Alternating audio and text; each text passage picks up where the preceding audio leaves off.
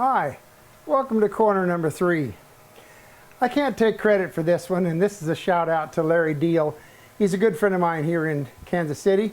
He's a well-known architect. He used to own one of the arguably largest architectural firms in Kansas City.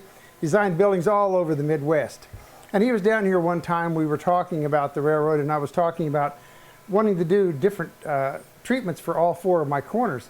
And he said, well, you're doing a great job on the manipulation in Photoshop of these buildings. He said, but why don't you just not manipulate one? Let it go ahead and disappear back into the background back there. So that's what I did. I did do a little bit of work to it because I gave it a flat bottom, which it needs, and I did the slope off there back into the corner. But to me, this is Deal's corner and Deal Street, and he just did an absolutely fantastic job. And Photoshop really did this for me. Now, a little teaser, the next time, tomorrow, I'm going to talk a little bit about how I try to make these buildings look much more believable than just flats. And there are a couple of tricks that I learned to doing that. So you want to stay tuned tomorrow for the next episode. So that's anyway how this one occurred. It's a fairly simple technique. I'll just walk up a little bit and let the other cameras here give a little bit better viewpoint. And in the meantime, let's go to the other corner. So here we are at corner 4. Corner 4 was actually one of the first ones I did because if you remember, I did a whole, I think, couple of episodes on doing a street scene. And this is the final result of the Kansas City street.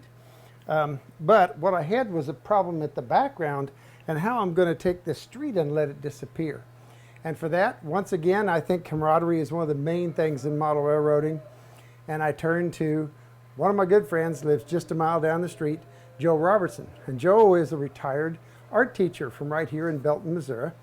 And he came over and he helped me learn a little bit about perspective and how to paint. And in actuality, he painted the road back there and made it look believable. But one thing I want to talk to you about on this corner is something else that we use, John Lawrence, with his idea of not showing the background where the railroad meets it, is a berm. In other words, a hump of land. Now I have a pretty good sized hump here. Mine goes up probably 8 inches, and it does it in about 3 feet back there because I had to have a road that had some believable grade to it. But in actuality, you could actually make a berm in 1 inch or less on the background of your layout between the back track of your railroad, let's say, in the background, and then put some trees on it.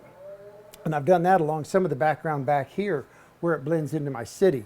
And that's another subject. We'll talk about shooting that big wide background shot that I have here of the Kansas City skyline and how I went about doing that. But that's for another episode.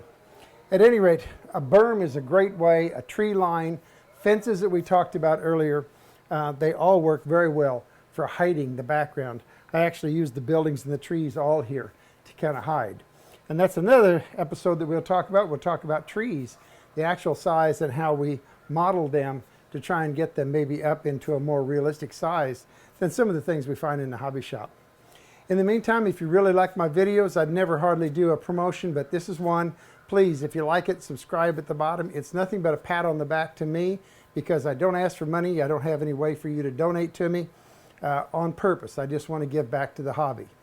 But if you would, give me a pat on the back, and that's a subscription, and greatly appreciate it. Tell your friends about our videos, and hopefully maybe they'll come and join us as well.